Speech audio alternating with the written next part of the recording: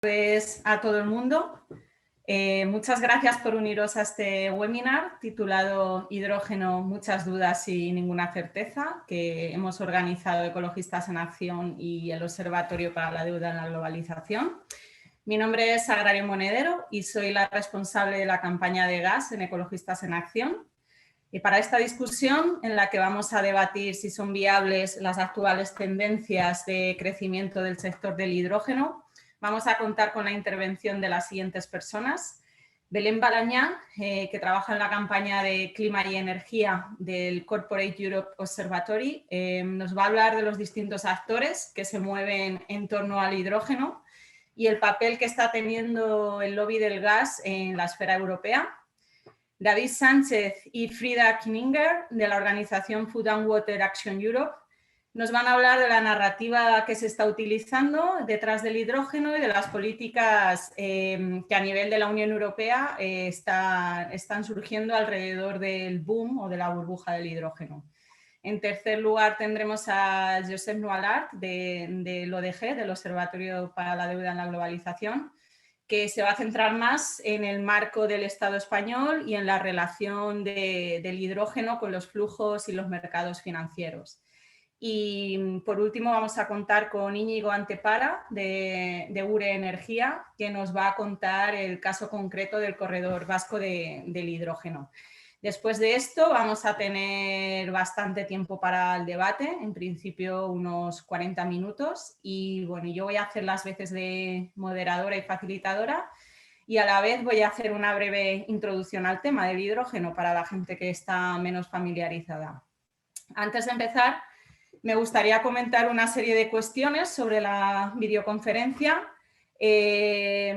Bueno, veréis que ahora mismo estáis todas las personas silenciadas y os tengo que pedir también que desenchuféis la cámara. Esto es así porque, bueno, pues se ha inscrito mucha gente y la verdad que estamos un poco sobrepasadas por la respuesta que ha tenido este webinar.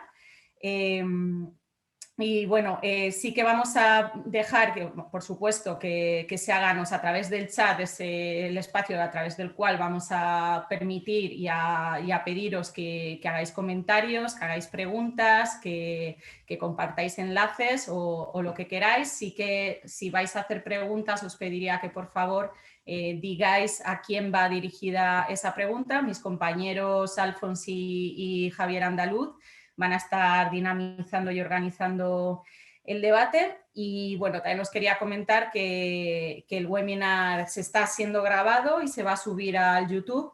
Si hay alguna persona que prefiere que su nombre no aparezca, pues hay una opción en el Zoom por el cual os podéis cambiar el nombre con el que aparecéis en la grabación. Y vamos a comenzar ahora con una serie de preguntas a contestar en directo. Son 5 preguntas muy breves sobre el tema del hidrógeno para meternos un poco ahí en el tema. Van a ir apareciendo en pantalla y tendréis que hacer clic en la respuesta que creéis que es la más correcta, la que más se ajusta a la realidad. Pues Javi, cuando puedas.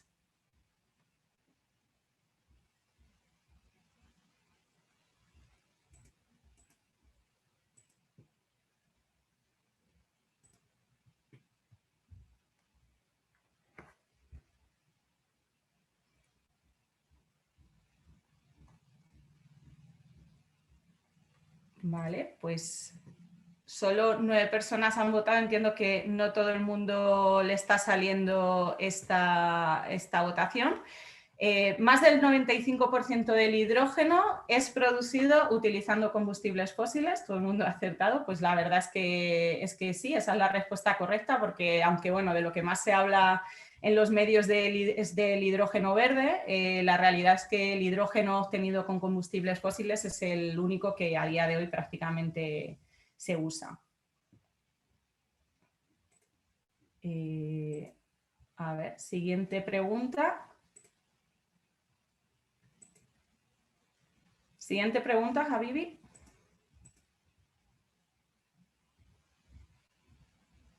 El hidrógeno limpio, clean hydrogen en inglés, es...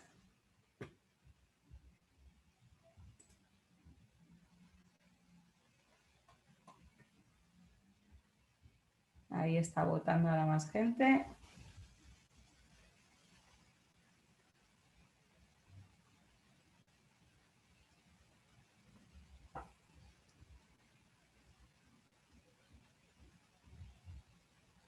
Vale.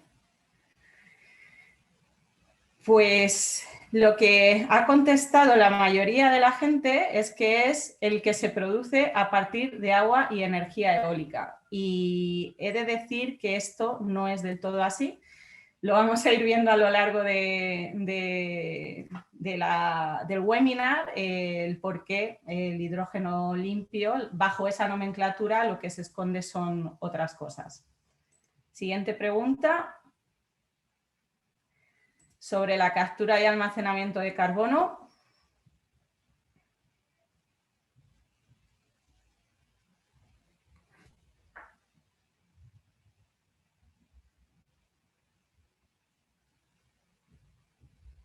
Ahí está la gente votando. Mientras tanto, recuerdo que por favor nos apaguemos las cámaras todo el mundo, menos las personas que estamos hablando. Vale.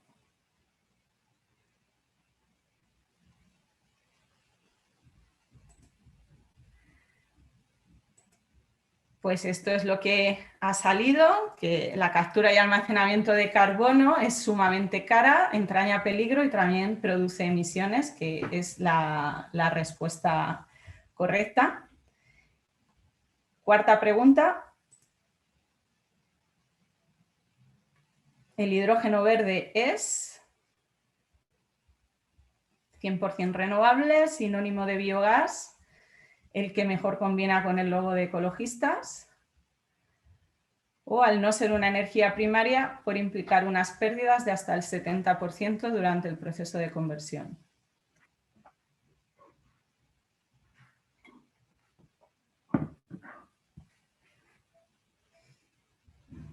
Unos segundos más.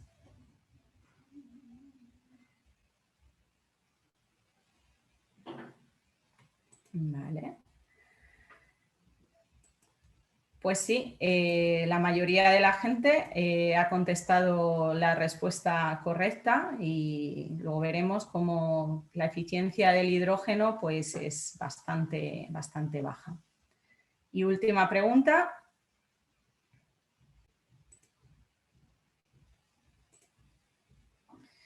En el mundo hay 230 proyectos a gran escala de hidrógeno ya anunciados. ¿Qué porcentaje de ellos pertenecen a empresas españolas?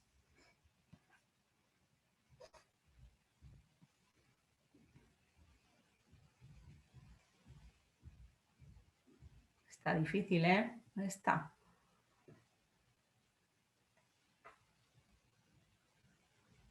El 66% de la gente ha votado. Unos segundos más.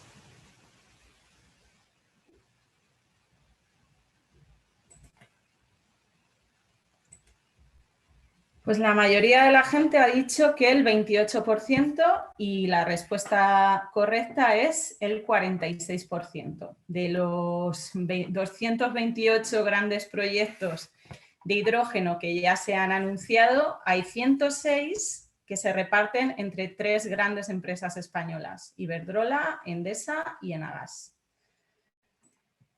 Así que esta es la situación.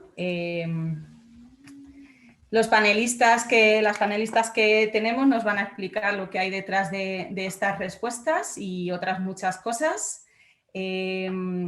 Para empezar, ahora hemos creído que sería interesante y útil, sobre todo para la gente que está menos familiarizada, hacer una breve explicación de qué estamos hablando cuando hablamos de hidrógeno. Así que os voy a compartir mi pantalla.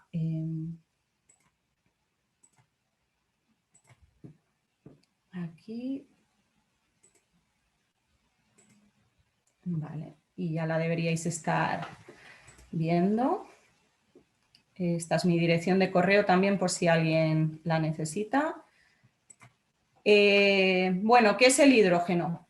Pues el hidrógeno es la molécula más pequeña y más ligera de toda la tabla periódica, y además es el 10º elemento más abundante de la corteza terrestre, y es muy interesante también que siempre está adherido a otros elementos. Pues en el caso del agua está adherido al oxígeno, en el caso de los hidrocarburos al carbono, o en el caso del amoníaco al nitrógeno. Esto hace que sea un portador, un vector energético que necesita un aporte inicial de energía primaria para separar las moléculas y poder obtenerlo en estado puro. El hidrógeno no emite gases de efecto invernadero per se durante su combustión o su utilización, pero sí que puede emitir indirectamente debido al proceso que se emplee para su producción. Entonces, la idea importante aquí a retener es que el hidrógeno al final es tan limpio como lo es la fuente de energía que se use para su obtención y durante todo su proceso. Los tipos de hidrógeno, bueno, aquí tenéis el arco iris, lo que se llama el arco iris del hidrógeno.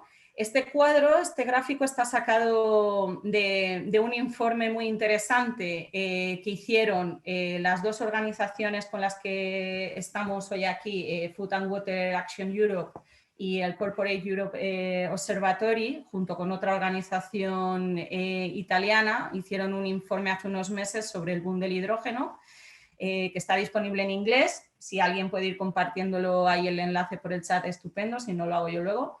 Y que adelanto que vamos a publicar también, lo hemos traducido al castellano, algunas partes, y lo vamos a sacar en los próximos días. Pues de ahí está sacado este cuadro. Lo que marca que el hidrógeno sea de un color u otro es, como os decía, la fuente de energía que se utiliza para separar las moléculas. Entonces tenemos por un lado el hidrógeno negro, que es el que se produce gracias al carbón, el marrón, que usa energía producida por lignito, el hidrógeno gris es el producido a partir del gas natural, del gas fósil. Este es interesante decir que es el sistema de producción más utilizado actualmente. Si todas o parte de las emisiones que provoca se capturan mediante el sistema de captura y almacenamiento de carbono, entonces el hidrógeno generado se denomina azul. Bueno, está en inglés, perdón, pero vamos, espero que lo entendáis por los colores. El turquesa también se obtiene a través del gas fósil, pero para la separación de las moléculas se utiliza un proceso conocido como pirólisis. Y luego tenemos el rosa y el morado, que utilizan energía nuclear, y por último el verde, se denomina verde si la electricidad utilizada para la obtención del mismo, para la electrólisis, procede de fuentes renovables. En toda esta nomenclatura hay que decir que hay bastantes grietas, que luego nos contará el resto. Es muy interesante ver cómo se están utilizando términos como limpio o bajo en carbono, con unos intereses pues, bastante claros, ¿no?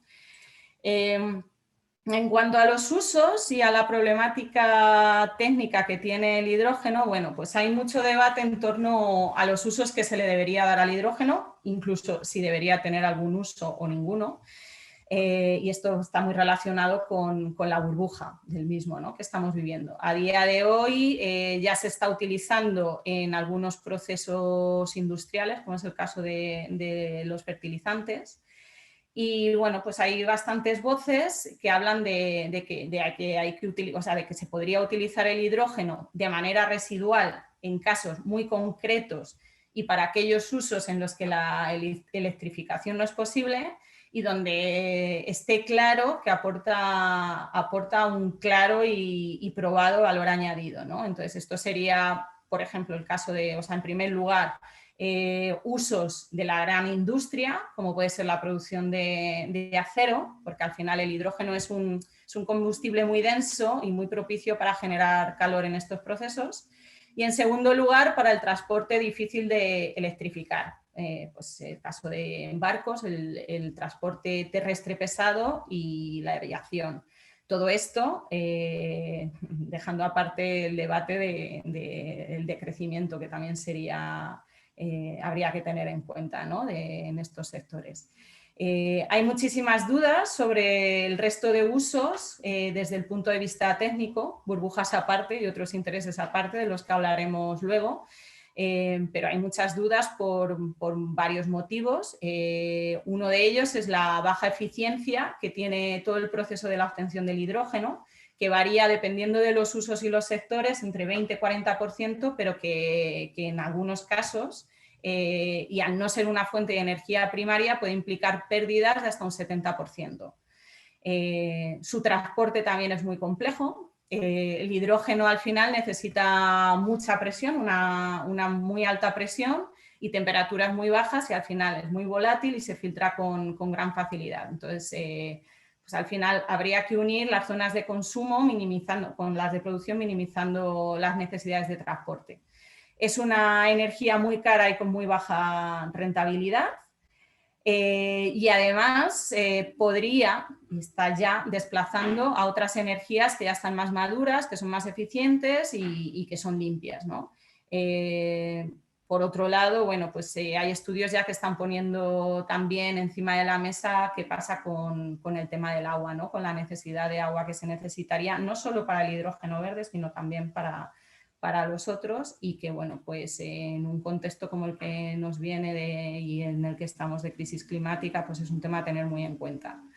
Estos son solo algunos apuntes, hay muchos más ángulos y cuestiones a las que mirar cuando nos acercamos al tema del hidrógeno, pero yo me voy a parar aquí para dejar espacio a las y los ponentes que hemos invitado y que se van a centrar no tanto en estos aspectos técnicos del debate, sino en otros aspectos más relacionados con los intereses políticos, económicos y geoestratégicos.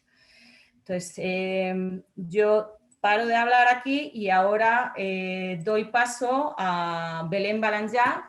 Como os decía, es la compañera que trabaja en la campaña de clima y energía del Corporate Europe Observatory, y nos va a hablar de los distintos actores que se mueven en torno al hidrógeno en el espacio europeo y cómo el lobby del gas está jugando ahí también un papel.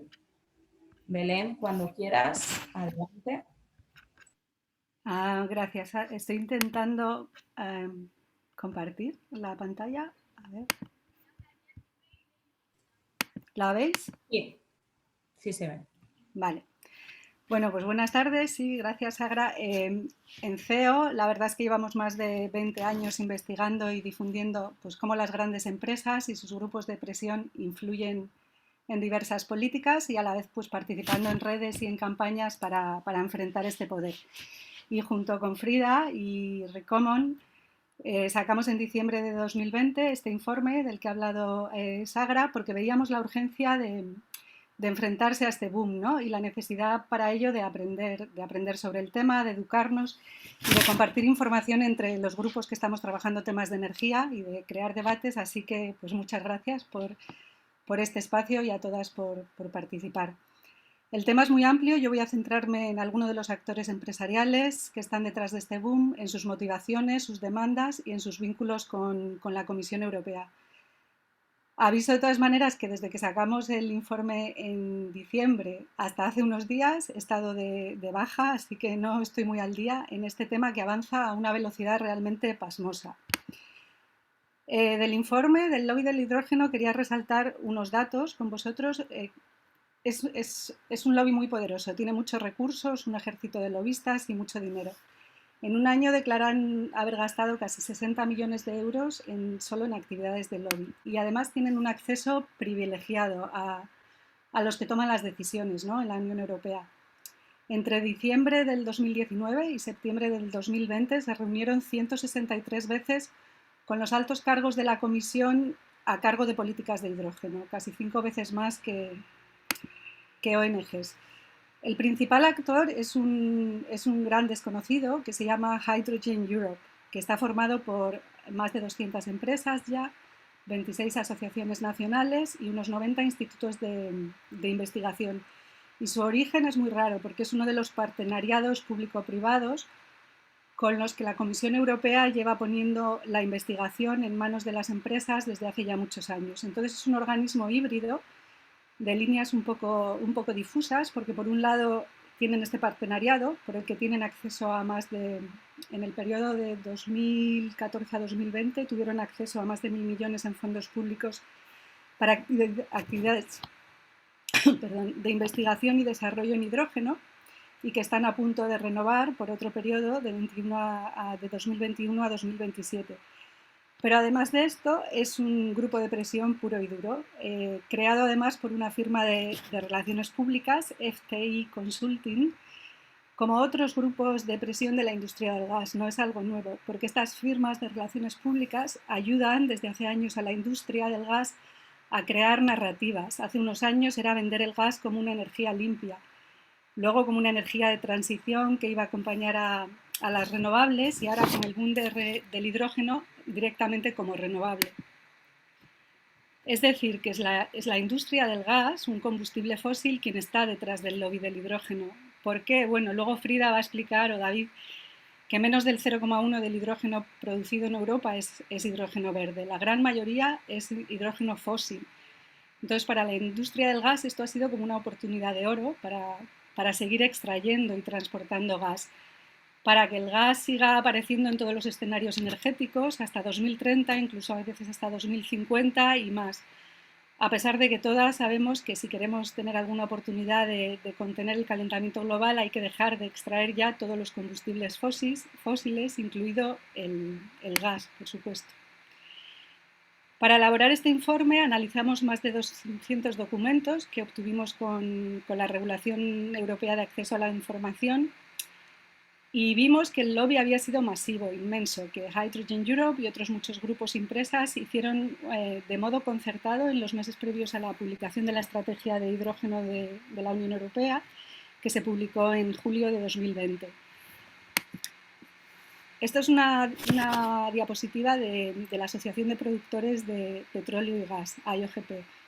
¿Cuál es el discurso que han estado utilizando? Bueno, pues han creado una narrativa que dicen que el hidrógeno no es solo una solución para pequeños nichos, sino una especie de milagro que sirve para todo. Que necesitamos mucho hidrógeno, no solo en algunos sectores muy difíciles de decarbonizar, y como necesitamos tanto, pues necesitamos todos los colores. También el hecho con combustibles fósiles.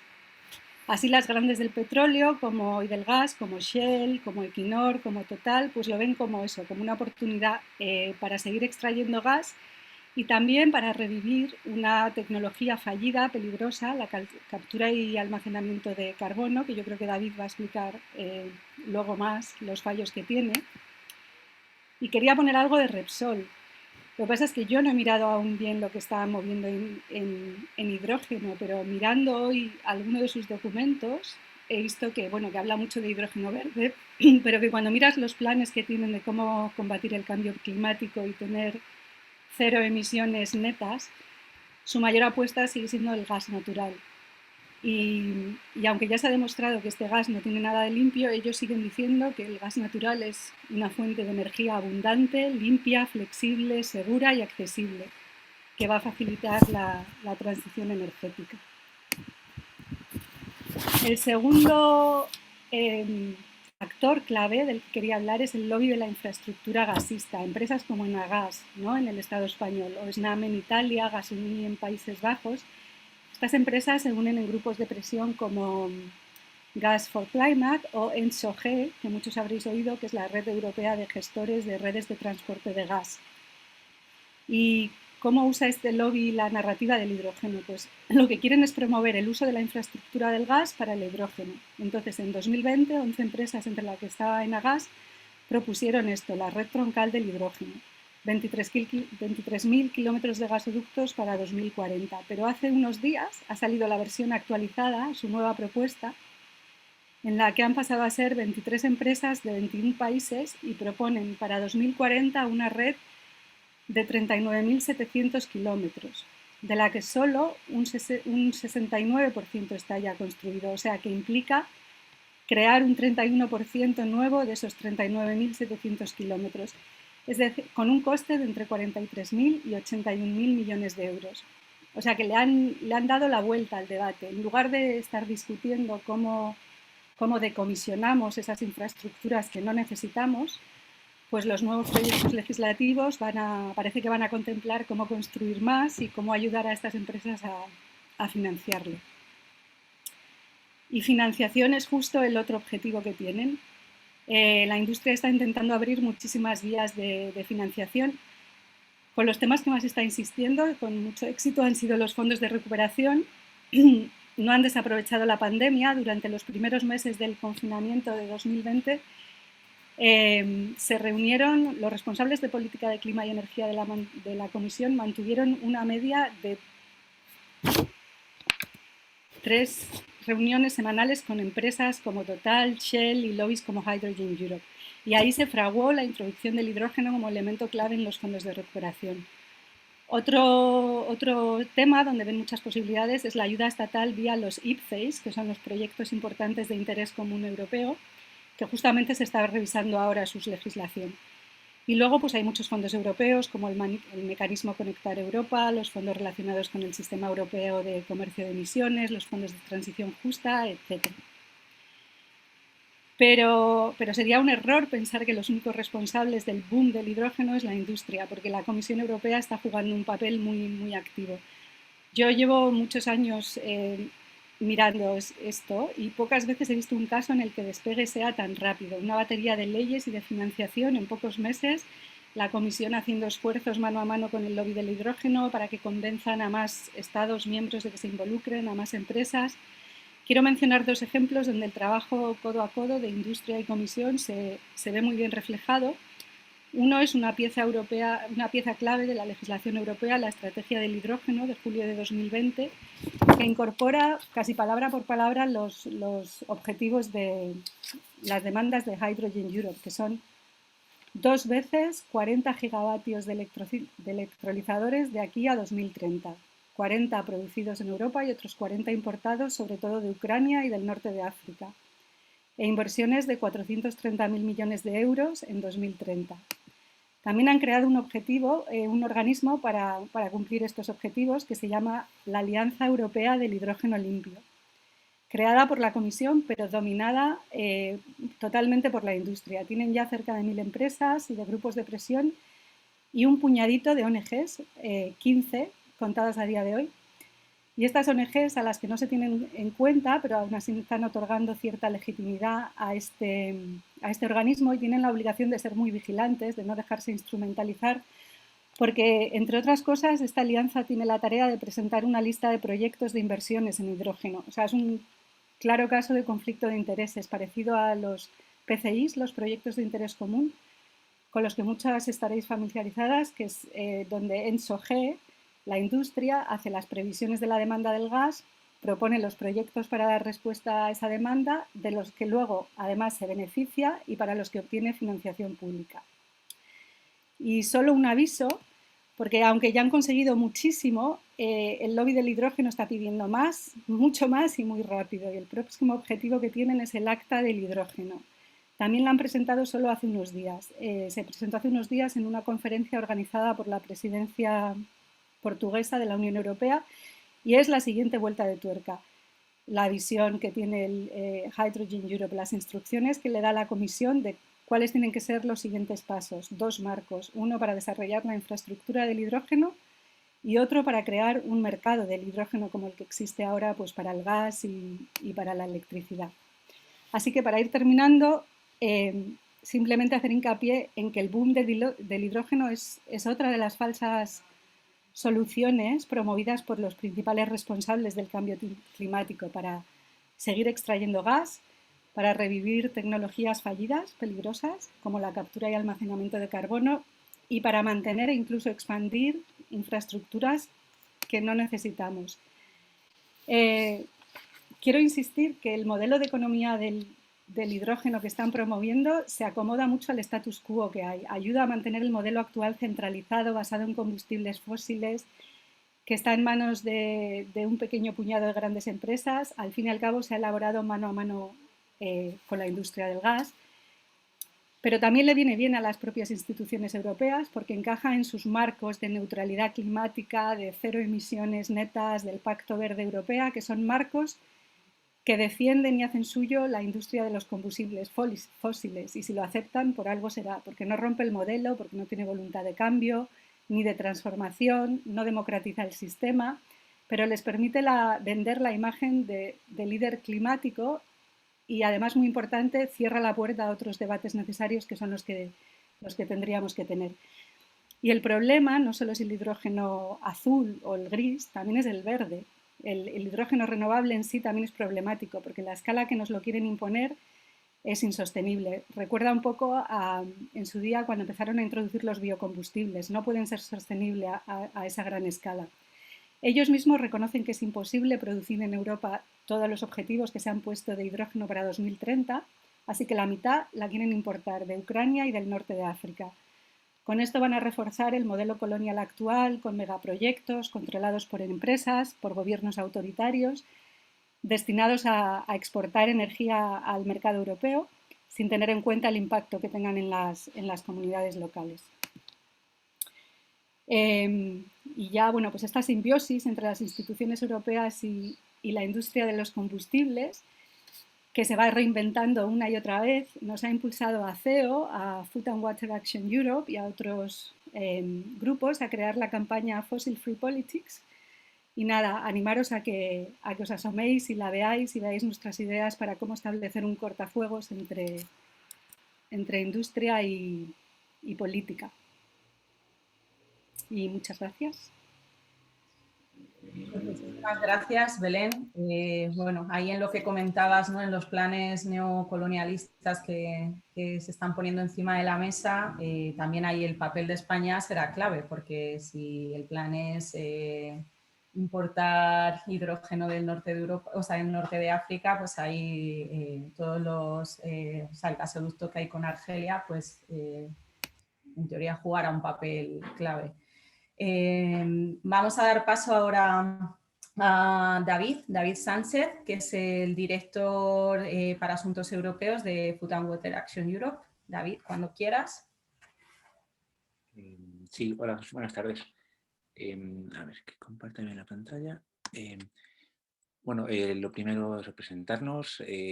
Junto con Frida, que va a hablar después, somos el equipo de Food and Water Action Europe. Somos una ONG que estamos en Bruselas, la rama europea de una ONG norteamericana, Food and Water Watch, y llevamos años haciendo campaña en torno a los temas del fracking, el gas natural, y ahora, pues junto a Belén y otra gente, y viendo un poquito qué pasa con el tema del hidrógeno. Un poco siguiendo lo que comentaba Belén, todo este lobby, toda esta presión de la industria, la Comisión Europea, están construyendo esta narrativa alrededor del hidrógeno en la que se mezclan muchos conceptos de manera engañosa, ¿no? Entonces, pues se menciona mucho el tema del hidrógeno verde, aunque no sea 100% renovable. Se habla, como decía Sagrario al principio, de hidrógeno limpio, aunque esté hecho con combustibles fósiles. También se menciona mucho dentro de la narrativa lo del hidrógeno seguro, aunque venga de energía nuclear, ¿no? Hay como esfuerzos en, bueno, pues eso, desdibujar las líneas entre los distintos tipos de hidrógeno, que todo parezca súper sostenible, y entre el hidrógeno y el gas. Y estos, bueno, pues son dos ejemplos de gráfica de la industria en el que en la izquierda la parte verde, ¿no?, es lo que ellos consideran hidrógeno renovable y bajo en carbono, mientras que la gráfica de la derecha, la parte azul, sería como el hidrógeno que viene de combustibles fósiles. Con lo cual las estimaciones no cuadran y, bueno, pues se juega un poquito a la confusión. Pero bueno, como bien comentaba Belén, los números son bastante crudos, ¿no? El 90%, más del 90% del hidrógeno que se produce en la actualidad viene de combustibles fósiles y, bueno, pues menos del 0,1% es realmente lo que se podría llamar hidrógeno renovable. Y esto nos lleva a una pregunta, ¿no? Que si el hidrógeno limpio, lo que llaman hidrógeno bajo en carbono, si realmente es posible o si es simplemente una quimera. Porque, bueno, es una de las narrativas que más se están promoviendo, ¿no?, el hidrógeno azul, que como comentaba antes Sagrario, bueno, pues estaba hecho a partir de combustibles fósiles, pero depende de la promesa de que las tecnologías de captura, almacenamiento de carbono funcionen. Y bueno, pues ya sabemos cuál es la historia de estas tecnologías, ¿no?, que es una historia de un fracaso. Llevamos décadas malgastando dinero público y tiempo hablando de esas tecnologías, cuando todavía no está claro que sea posible almacenar pues, CO2 de manera permanente, donde el coste de capturar, transportar y almacenar el CO2 es muy elevado, y cuando también está bajo cuestión el que sea eficiente desde un punto de vista energético, ¿no?, por la alta demanda energética. Y esto también nos lleva a otro tema, que cualquier tipo de hidrógeno basado en combustibles fósiles va a tener siempre emisiones de CO2 y de metano por fugas, ¿no? O sea que siempre estas emisiones van a ser inevitables. Y yo con esto le paso la palabra a Frida, que es la experta, y continuamos. Vale, gracias David y muy buenas tardes de mi parte. Quiero contar un poco sobre las políticas de la Unión Europea en la que juega un papel importante el hidrógeno, pero no son todos, entonces solo es una selección.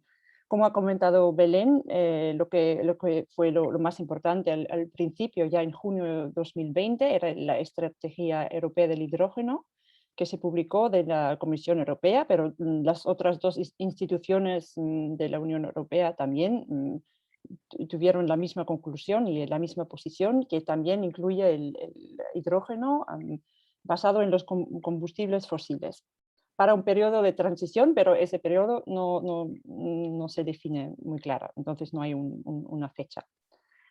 Luego, algo que es muy importante para la infraestructura gasista, que incluye el hidrógeno, pero también el gas natural, es el reglamento de las redes transeuropeas, que se discute ahora mismo y que se llama en inglés el TEN-E, y ahí se definen las reglas para establecer proyectos que tienen la más alta prioridad en la Unión Europea de infraestructura gasista. Y también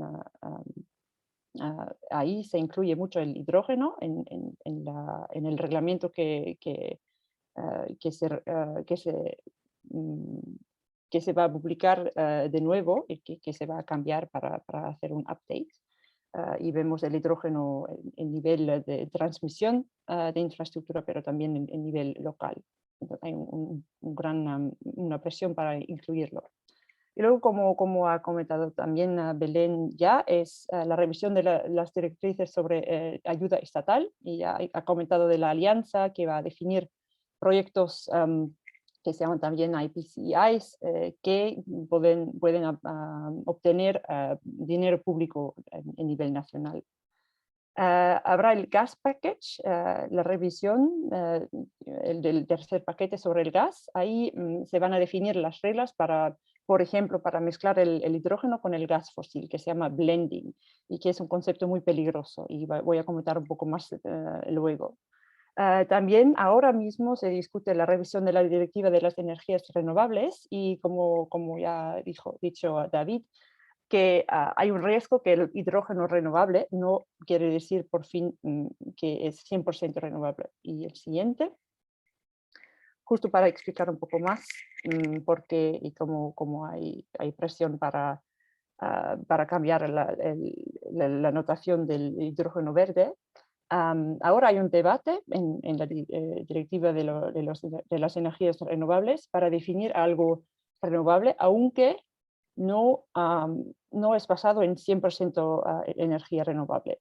Y eso es porque se puede producir, como he dicho Sarario, el hidrógeno con el proceso de electrólisis. Para ese proceso se necesita electricidad, pero esa electricidad puede ser electricidad de eólica o nuclear o justo de la combinación energética que hay en las redes. Entonces hay una presión de la lobby gasista o lobby combustibles fósiles de declarar algo renovable, aunque, por ejemplo, 5 horas de las 24 horas del día se utiliza combustibles fósiles para crear la electricidad. Y todo eso, lo más arriesgoso es que se ignora que lo que es muy importante es una electrificación de nuestra economía. Y como he dicho Sarario, que es muy baja eficacidad del hidrógeno y que se pierde mucha energía. Y además, que siempre hablamos que no ampliamos bastante la electricidad renovable, pero el hidrógeno verde o 100% renovable se basa en energía renovable. Entonces, eso es el paso que se necesita primero. Es muy importante de hablar de eso antes de imaginar que tenemos masas de hidrógeno verde. Siguiente. Y vale, justo para hablar un poco de la infraestructura y del impacto de la discusión sobre el hidrógeno en la infraestructura, En nivel europeo se habla ahora muchísimo de convertir gasoductos que transporta gas natural ahora para prepararlos para transportar el hidrógeno. Y eso es muy importante para la lobby gasista para evitar de hablar de desmantelamiento de la infraestructura, que cuesta mucho, que para mantenerla cuesta mucho, para construirla cuesta mucho. Entonces, es la solución final justo para continuar hacer crecer la red gasista. No importa mucho si hablamos de gas hidrógeno o de gas natural. Y como he comentado antes, se introduce mucho por la lobby gasista la idea de mezclar el hidrógeno con el metano, el gas metano, el gas fósil, y sobre todo porque hay porcentajes bastante bajos que se proponen y porque para la industria, por ejemplo, es muy inútil de tener una mezcla porque gran parte de la industria no pueden, no pueden utilizar la mezcla. Hay bastante riesgos, que eso solo es para justificar y para hacer un salvavidas para el gas natural. Luego la idea de poder utilizar lo que utilizamos ahora para importar y transportar el gas fósil para el hidrógeno, basa en la idea que se puede muy fácilmente hacer una transición del gas azul, del hidrógeno azul al hidrógeno verde. Pero vemos que los lugares donde se produce y donde se necesita el hidrógeno verde son diferentes de donde se importa, por ejemplo, el gas natural ahora. Y eso luego quiero justo decir un poco más sobre los terminales de gas natural licuado, porque España tiene muchísimos. Y también hay la idea de convertir esos terminales para importar hidrógeno. Y quiero decir que hay muchísimas incertidumbre alrededor de eso, porque si se importa el hidrógeno licuado, hay que enfriarlo en menos 253 grados. Eso es casi el cero absoluto. Entonces se puede imaginar cuánta energía se necesita para hacerlo.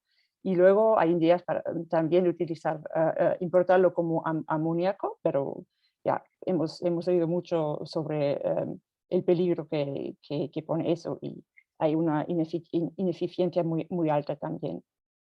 El siguiente. Sí, y eso para mí es, para empezar con mis conclusiones, vemos más y más que el hidrógeno es justo otra falsa solución y que vemos como la idea de poner hasta cero las emisiones del metano, de la capturación y el almacenamiento del CO2 y todo el hidrógeno fósil y también muy grandes cantidades de hidrógeno verde son falsa solución para que el sistema que tenemos ahora, basado en energía centralizada, en neocolonialismo, importaciones, que eso pertenezca. Y next. Entonces eso es un poco exagerado, pero vemos que casi siempre son los mismos actores, las mismas tecnologías, la misma división de poderes y recursos, casi la misma infraestructura que se apoya con esa noción, con el concepto del hidrógeno, sea el verde o el azul. Entonces también resulta en la misma catástrofe para el clima y la justicia climática. Y para mis últimas conclusiones, para hacer un pequeño resumen, ciertamente el hidrógeno, aunque hay un boom, no es la revolución de nuestro sistema energético, sino hay un riesgo para que bloquea una transición real que necesitamos.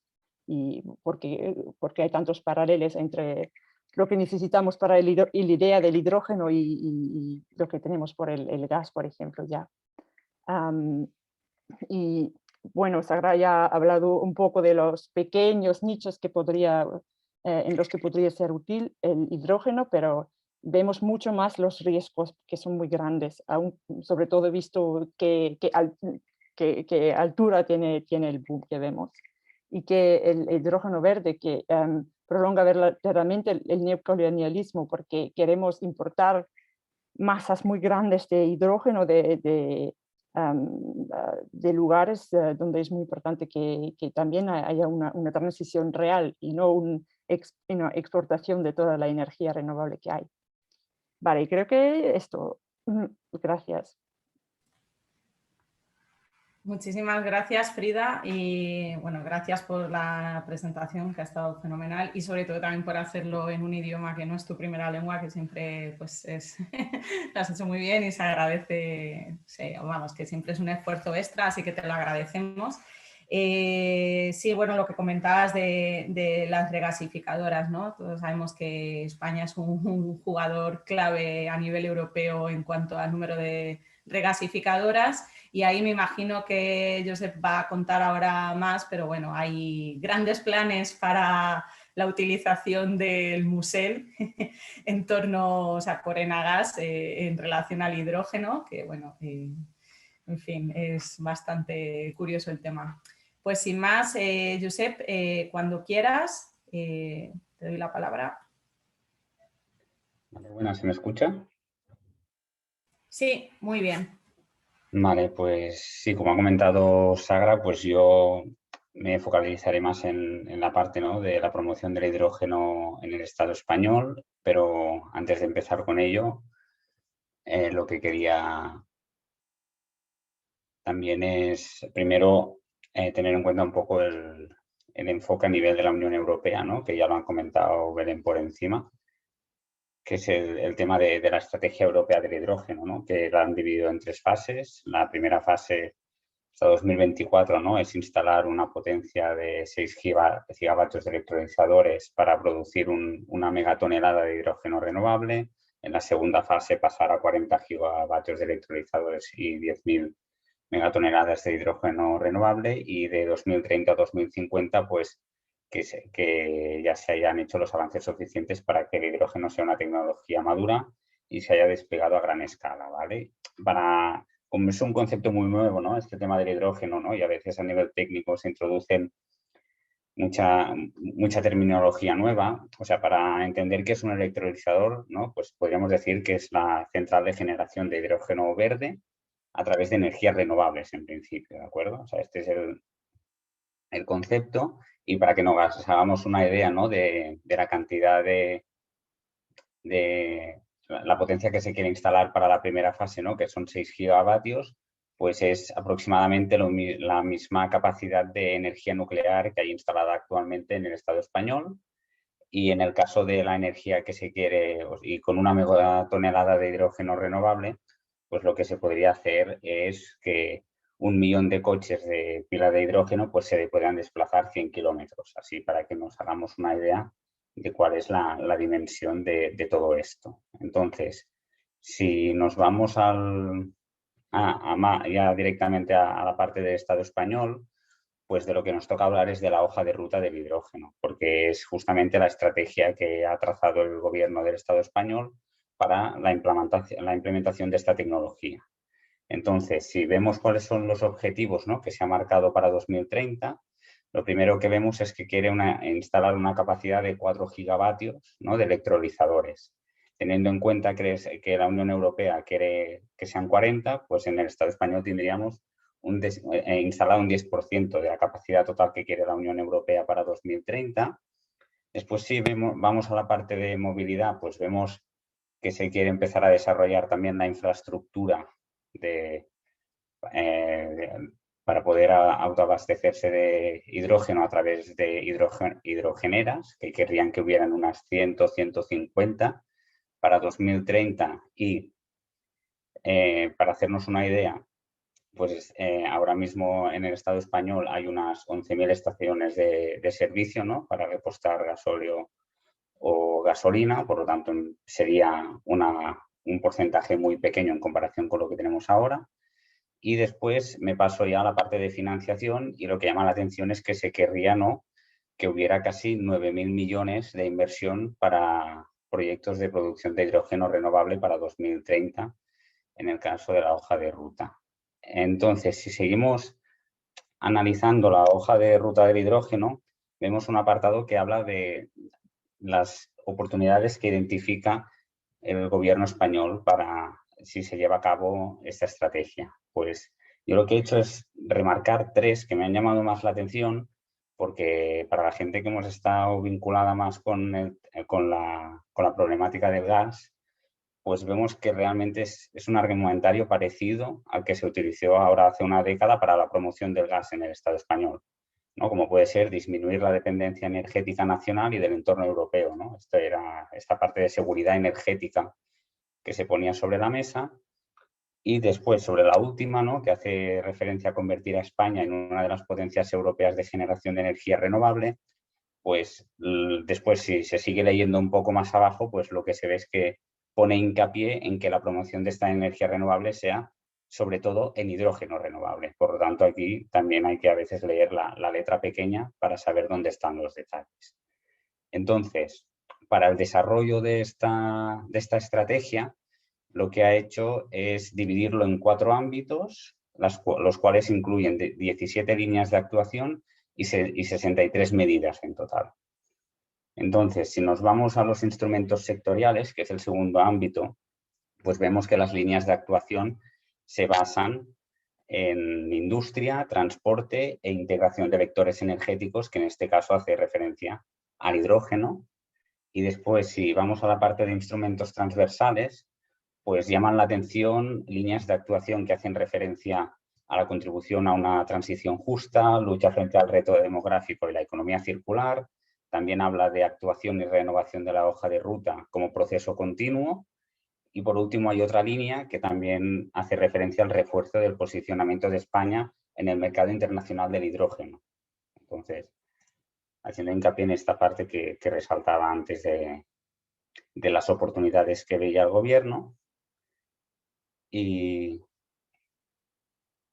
después, por último, de este documento quería también enfatizar la parte de anexos, porque aquí se identifican también mecanismos de financiación. Entonces, se identifican los a nivel nacional y a nivel europeo. Y justamente, o sea, hay algunos que vemos que ya son conocidos, ¿no? Como el Connecting Europe Facility, el InvestEU, el Fondo de Transición Justa. Pero yo lo que me quiero focalizar más en el Next Generation EU, que es el último que se nombra, porque teniendo en cuenta, ¿no?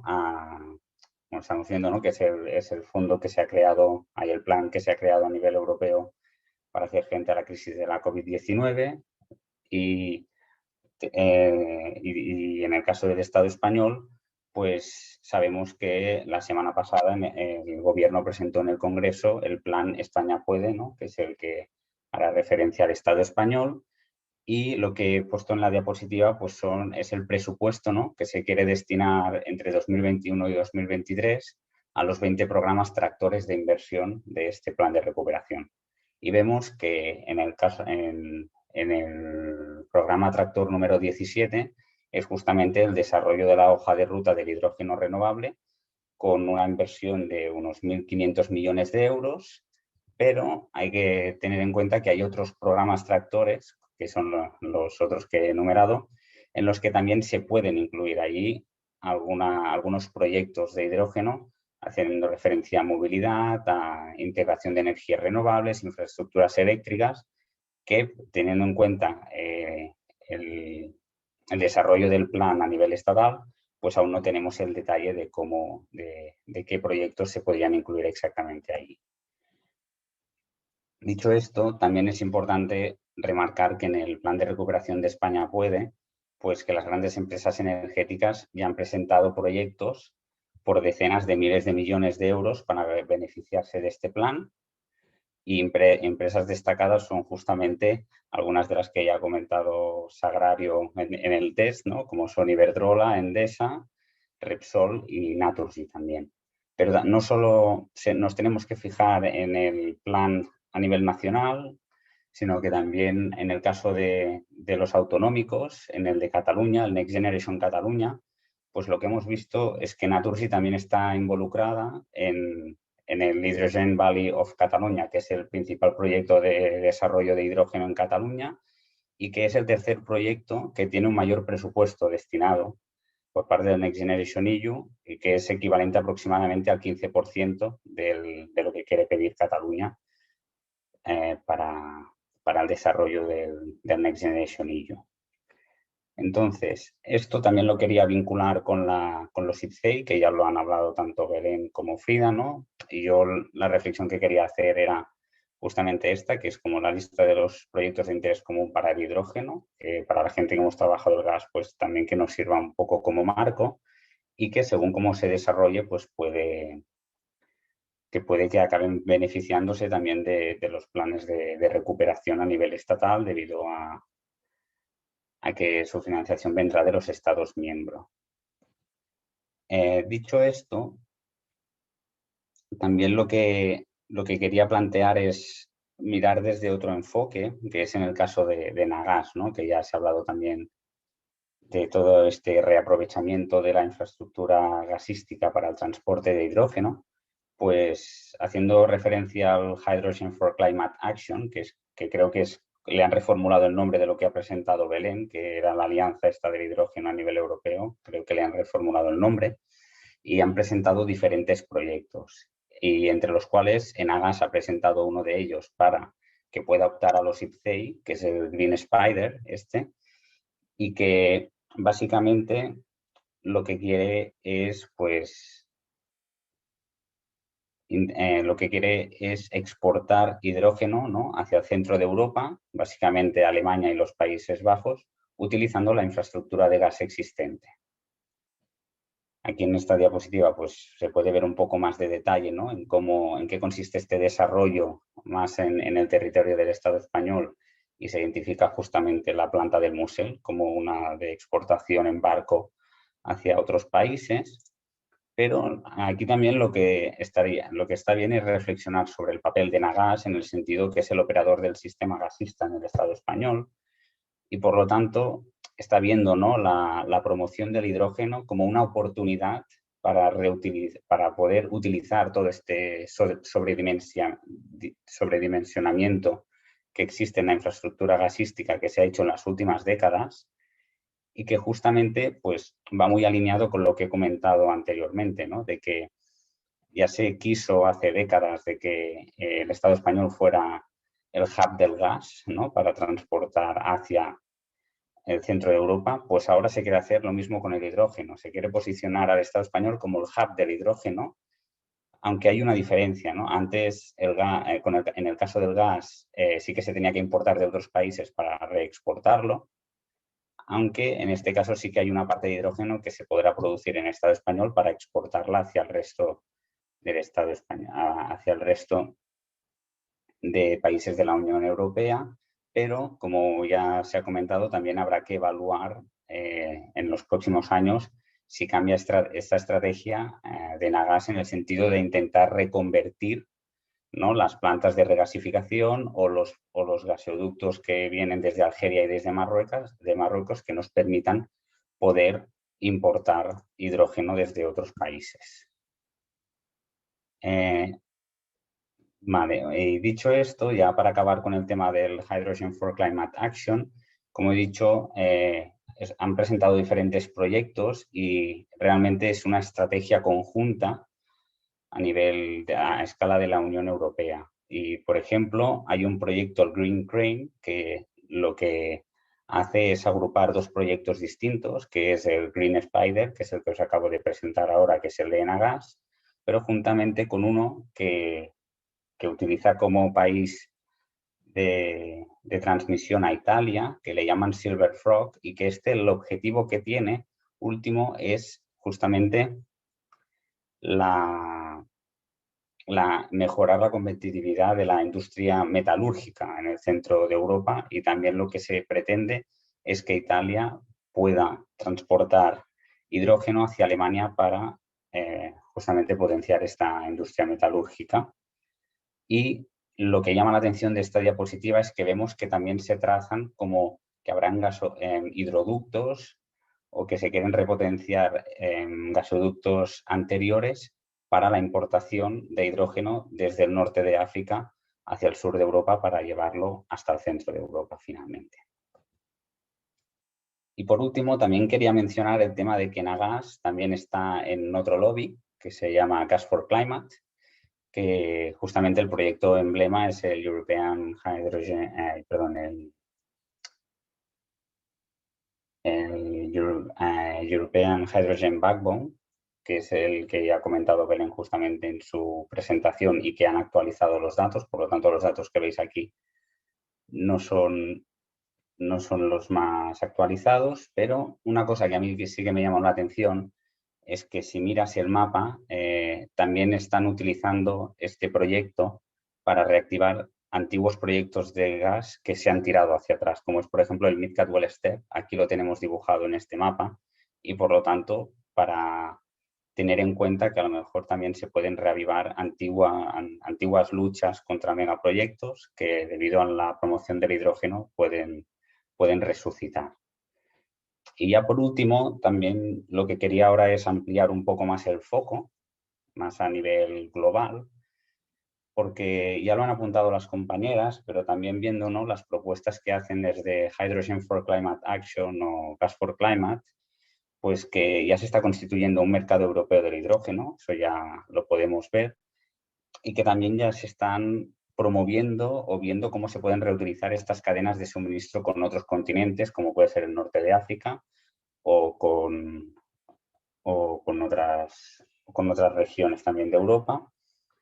Y por ello también es interesante ver a nivel global pues, diferentes países que ya se han posicionado como posibles exportadores de hidrógeno a 2030, como ha sido Arabia Saudita, Australia, Chile, Rusia, o hasta hemos visto, ¿no?, que en el caso de África, pues desde propios gobiernos alemán o el japonés ya están también empujando para que África desarrolle proyectos de hidrógeno para poder exportarlo hacia otras regiones del mundo. Entonces, analizando esto, y como ya comentaba anteriormente también, se está produciendo como un paralelismo con lo que pasó en el desarrollo del mercado global del gas, ¿no?, ahora en 2013-2015, ahora en este caso con el hidrógeno. Y por lo tanto, ahora mismo lo que vemos es que hay mucha incertidumbre porque se están proponiendo muchos proyectos, pero a la vez tampoco sabemos con mucha certeza cuáles son los que se van a llevar a cabo y cuáles no. Y por ello también es importante ver cuál es el interés, ¿no?, que va a tener el mercado financiero y las expectativas que genera sobre estos, no solamente sobre el mercado del gas, sobre cuáles proyectos pueden tener un mayor impacto o rentabilidad para ellos y por lo tanto se acaban realizando, y también como son proyectos no consolidados y que dependen de relaciones internacionales entre países y demás, pues lo que pasa es que muchos acaban en un bluff, ¿no?, de que generan muchas expectativas, pero al final no generan el interés necesario y por lo tanto acaben sin materializarse. Y con esto, pues, con esta reflexión, pues termino mi presentación. Muchas gracias, Josep. Vemos cómo se repite toda la narrativa, ¿no?, que ya existía con respecto al gas. Íñigo, por favor, nos va a comentar ahora, te doy paso para que nos comentes el caso concreto del corredor vasco del hidrógeno. Íñigo está en la plataforma Gure Energía.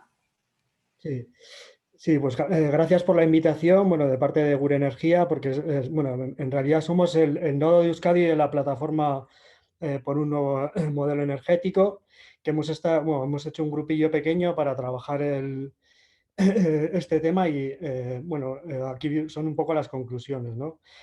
Os voy a explicar...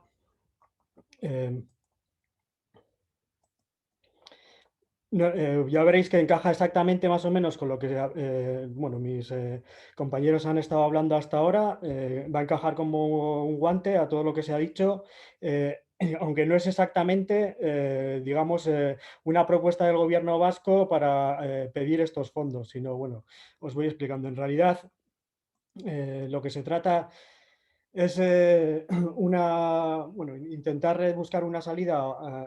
Si sabéis, en Euskadi tenemos una planta de refino bastante grande que claro, evidentemente pues tiene un montón de problemas. Hasta ahora ha venido sobreviviendo pues con plantas de coque, intentando hacer refino con crudos pesados y con otra serie de cosas. Entonces, pues bueno, lo que nos dicen los trabajadores de Petronor, que una vez cerradas las minas de carbón y las centrales térmicas, pues las refinerías de petróleo van a ser las siguientes, ¿no? Entonces, dentro de la empresa lo tienen muy claro, ya bueno, a los trabajadores ya les están diciendo cuál tiene que ser la reducción de emisiones, los mismos trabajadores lo tienen muy claro, ya bueno, con la gente joven cuando entra ya no tiene la esperanza de jubilarse en la empresa, entonces pues bueno, eh, aquí os pongo, esto es de junio del año pasado, que si hacemos un poco de memoria, he intentado hacer un poco historia de lo que ha pasado con el corredor del hidrógeno, para que veáis un poquillo que no es exactamente lo que sería, o sea, la principal problemática que se quería solucionar no es, no es el tema del hidrógeno, sino es principalmente Petronor, ¿no? Ya en junio, cuando estábamos saliendo del primer confinamiento, o sea que justo se estaban hablando de los fondos europeos, la Diputación de Vizcaya ya estaba haciendo un convenio con Petronor para, bueno, hablando, os lo he puesto ahí en rojo, de la economía del hidrógeno y luego, bueno, también la economía circular, que, bueno, serían complementarias. Luego, en esto no me voy a detener, pero luego si queréis me preguntáis y también lo explico. Entonces, bueno, se supone que esto lo tenían negociando desde bastante antes y bueno, pues si en junio de 2020, cuando justo empiezan a base de los fondos europeos, ya lo tenían trabajado, pues yo que sé, igual lo llevan pues un año o más trabajando, ¿no? Entonces, bueno, he intentado aquí la pelotilla del hidrógeno, cómo se va haciendo cada vez más grande, porque una vez que ya vienen las propuestas de los fondos europeos, entonces ya sí, el trabajo este que se había hecho en Vizcaya con Petronor, pues intentan integrarlo en todo lo que, bueno, lo que se ha explicado hasta ahora, todo el tipo de aplicaciones en las que se puede utilizar el hidrógeno, bueno, las que ya se usa como materia prima, que hay alguna en la misma refinería y alguna otra que está en las industrias de acería no muy lejanas, y luego ya todas las que se puedan imaginar de transporte, de, bueno, todo lo que se les ha ido ocurriendo. Ya entonces, para que veáis que exactamente no tiene que ver con los fondos europeos, bueno, igual, nuestra consejera de Industria, Arantxa Tapia, lo primero que dijo es que impulsaría este corredor vasco del hidrógeno, aunque no hubiera fondos de Europa. Lo cual quiere decir que realmente el problema estaba en Petronor, porque si cierra Petronor, pues bueno, es un palo muy grande para Vizcaya y para todo Euskadi, porque bueno, evidentemente pues de ahí saca mucho dinero y bueno, no, lo decían de esta manera, pero como podéis ver ahí, incluyeron una partida bastante grande de 400 millones en lo que es listado, el primer listado que hicieron para estos fondos europeos. Si hablamos, las primeras plantas de las que estamos hablando, estas de hidrógeno y de economía circular, estábamos hablando de unos 80 millones, ¿vale? Entonces ahora ya cuando empezaron a hablar de fondos europeos, ya la cifra se subió hasta los 400 millones. Dentro de, bueno, cuando van desarrollando la idea, bueno, pues ahí en Bilbao, justo en la ría, pues bueno, ya de hace mucho ya hay una planta regasificadora de gas, porque el gobierno vasco, bueno, pues apostó por el gas natural hace muchísimo tiempo como gas de transición, entonces, pues bueno, ya hay mucha industria en torno al gas, pero bueno, ahora lo que se trataba era de hacer bueno, de buscar alguna sinergia con lo que ya estaba montado, de una parte Petronor, de otra parte todo lo que podían buscar en la ría de Bilbao. Y bueno, aquí dentro de los hidrógenos, esto es información de dentro de Petronor, ellos le llaman hidrógeno renovable. Y dentro de esa parte del hidrógeno renovable, una parte es, bueno, quieren montar, luego si queréis os explico más, pero dentro de lo que es economía circular, quieren meter una planta de pirólisis de plásticos en la cual producirían un gas de síntesis y entonces a ese gas de síntesis le llaman hidrógeno renovable.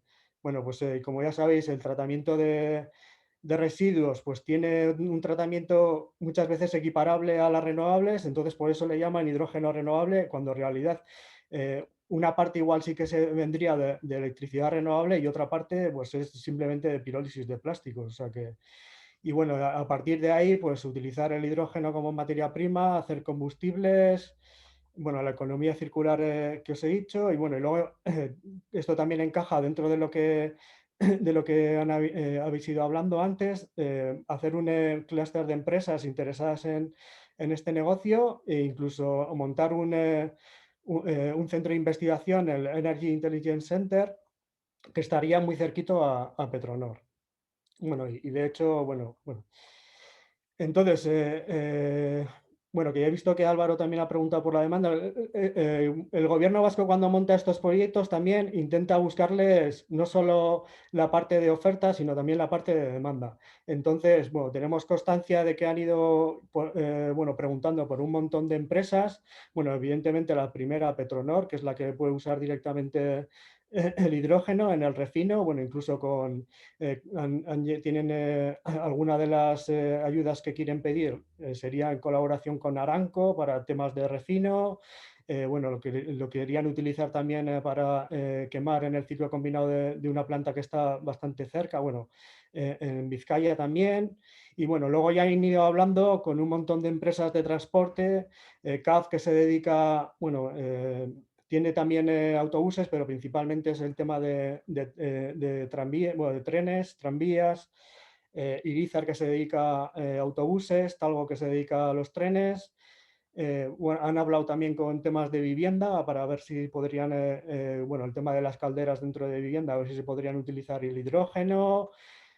Bueno, incluso dentro de esta economía circular, intentar utilizar el biogás que se produce en la provincia de al lado, en Guipúzcoa, para bueno, intentar producir este hidrógeno, lo cual sería una auténtica aberración porque bueno, el biogás ya tiene bastante poco rendimiento, pues si encima metes otro paso intermedio, pues bueno, el hidrógeno resultante pues sería de rendimiento pues negativo probablemente. Luego, lo que hace también el gobierno vasco es, aparte del negocio en sí del hidrógeno, es intentar implicar a todas las empresas que darían, bueno, las empresas auxiliares que se llaman, ¿no? Que todas las empresas que harían electrolizadores, hay un proyecto para hacer una planta de electrolizadores, bueno, en realidad hay dos, pero dentro de lo del corredor vasco del hidrógeno hay uno que es de parte de Sener Ingetin.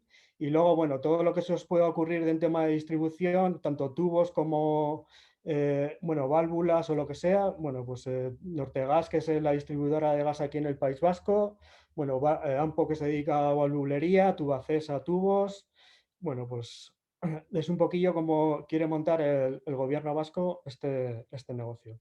Entonces, bueno, visto todo esto, ya os digo que en el grupo que hemos trabajado el tema del hidrógeno en Gure Energía, hemos hecho un posicionamiento en el cual, bueno, lo que queremos dejar claro, bueno, el hidrógeno verde, que ya lo habéis dicho, tiene bastantes problemas y bueno, pues el principal puede ser el rendimiento, pero bueno, tiene un montón más de problemas de permeabilidad, bueno.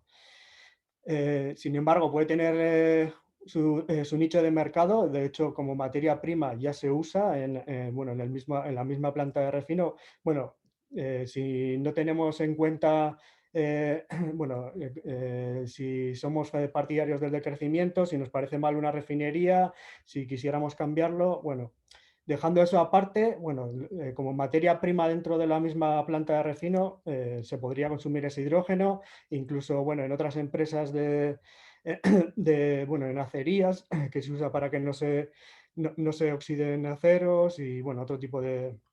Y luego también incluso se le podría buscar, bueno, lo que habéis dicho ya, ¿no? En descarbonización de otros sectores que por electrificación no se podría conseguir esa descarbonización, ¿no? Pues la aviación, por ejemplo. Entonces, lo que demandamos desde Gure Energía es un análisis de esas necesidades reales, porque claro, aquí se están hablando de millones, bueno, pues eso, que empezaron en 80 millones, luego metieron 400, los últimos números eran 1000 y luego he visto Sagra que ha metido ahí uno que lo último eran 2000 y pico millones, vamos, que aquí se va haciendo la pelota enorme y lo que demandamos es que realmente se haga un análisis de las necesidades, ¿no? Si hay que hacer uso, a nosotros nos parecería y a nosotras nos parecería bien que se hiciera en instalaciones distribuidas de pequeño y mediano formato, cercanas a los puntos de consumo. Si tiene que ser en las acerías, pues una planta pequeña o mediana cercanas a esa acería, ¿no? Y nunca un megaproyecto como el que se quiere, bueno, como el que se plantea, ¿no? Claro, luego, evidentemente, se está hablando de tantos millones que no nos parece bien que todos estos millones caigan en manos de unas pocas empresas, ¿no? Porque aquí principalmente el mayor beneficiario sería Petronor, pero bueno, hay un montón de grandes empresas y bueno, Iberdrola por su parte está pidiendo también sus millones, ¿no?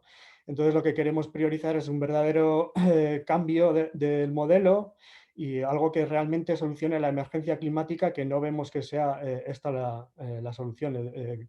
Estimamos que a nosotros nos parecería bien que hubiera una reducción del consumo de energía y emisiones y no que se implemente el hidrógeno para que todo siga igual, ¿no?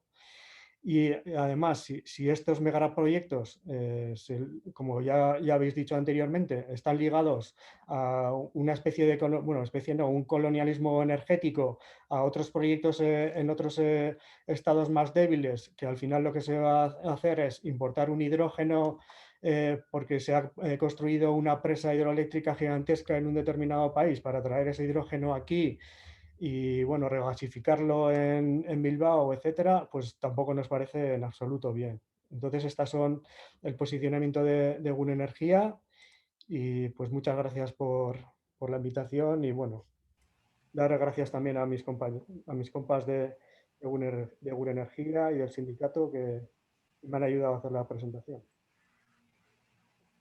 Muy bien, muchísimas gracias, Íñigo. Pues vamos a dar paso a las preguntas. Hemos ido recogiendo, bueno, he visto que hay un montón de comentarios y está ahí el debate bastante caliente, ha ido comentando la gente, yo he ido también metiendo algunos enlaces, mis compañeros también. Vamos a hacer un primer bloque con 3 preguntas y luego hay otro bloque y bueno, no sé si la gente se va animando, pues ahí podéis ir lanzando las preguntas al chat. Hay una pregunta que tiene que ver con la velocidad del boom, la magnitud de esta burbuja. Que iría para Belén, la leo. Belén comentó que le sorprendía la velocidad a la que están avanzando las cosas con el hidrógeno. ¿A qué se debería esa aceleración? ¿Ha sido mayor también en los tiempos de pandemia?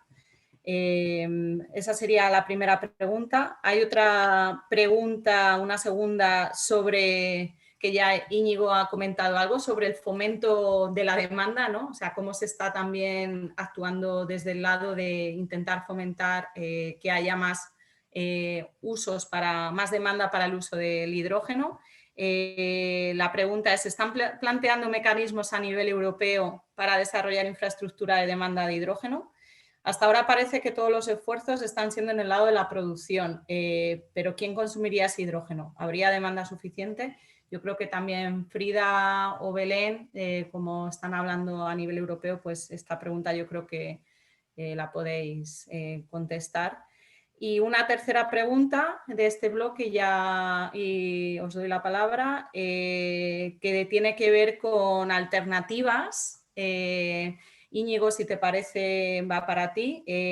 Pregunta Óscar, ¿hay alguna posibilidad de crear una tecnología aceptablemente limpia que sea sustitutiva de las actuales? En las tecnologías actuales o la eléctrica, China y otras potencias nos llevan demasiada ventaja. ¿Qué puede hacer Europa para enfocarse en un camino limpio hacia qué tecnología debe invertir?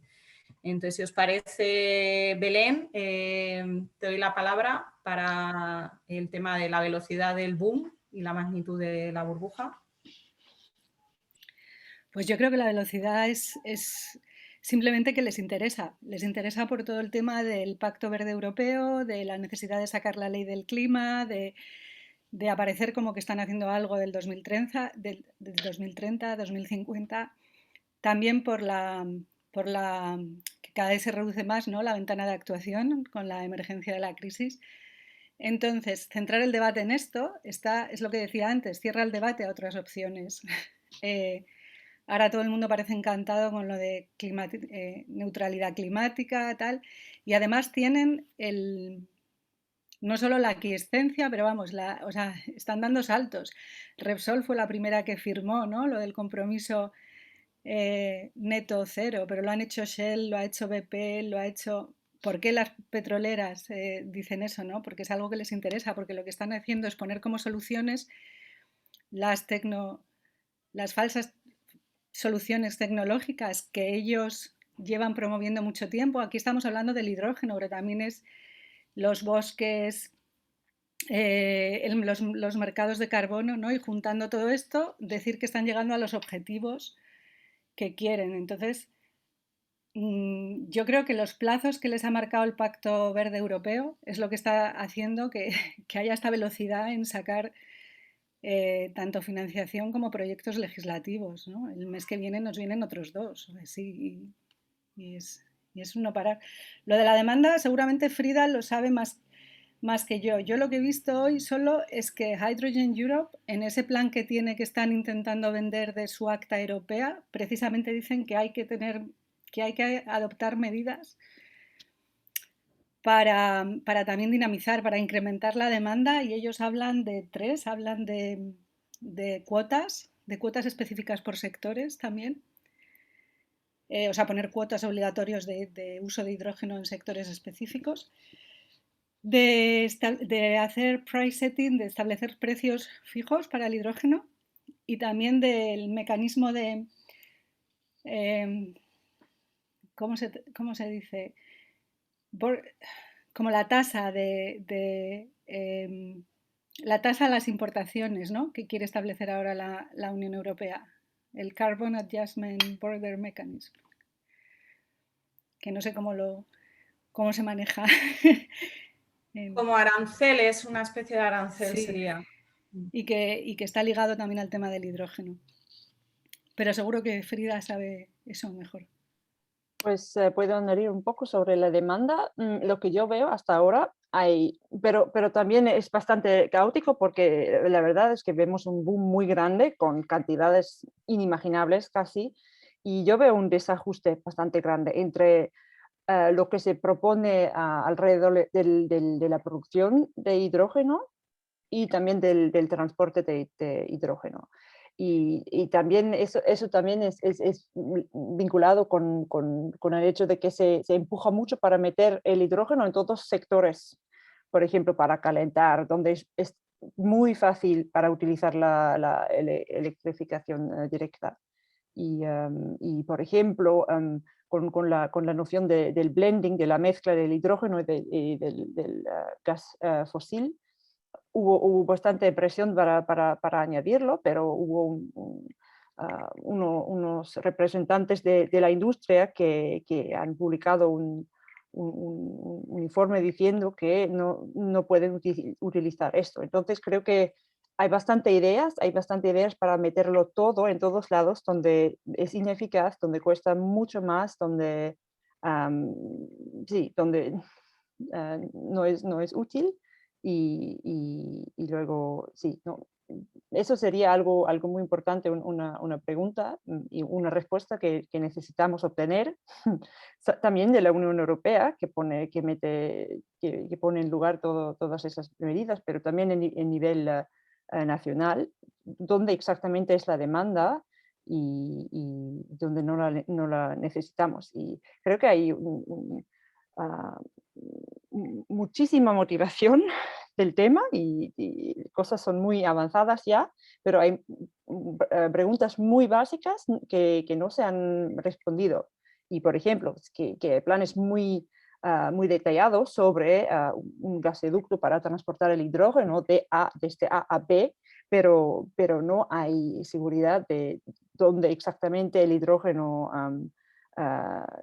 lo van a sacar y cómo pueden llenar estos gasoductos. Y es el mismo con el gas fósil ya, que esas preguntas no se ponen, pero no se responden, y que hay la motivación total para correr por esa idea bastante arriesgada.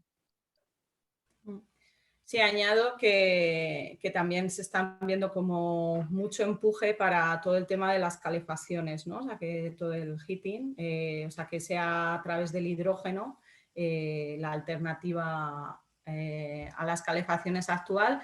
Eso por un lado. Y por otro lado, otro ejemplo de cómo se abre la puerta a la demanda es la Ley de Cambio Climático en España, que se aprobó el otro día en el Congreso. Abre la puerta también a la utilización del hidrógeno para movilidad, para transporte, no para el transporte que hemos hablado antes que tiene difícil electrificación, sino para cualquier tipo de transporte y para otros usos. Entonces, bueno, ya vemos cómo se va generando la demanda, ¿no?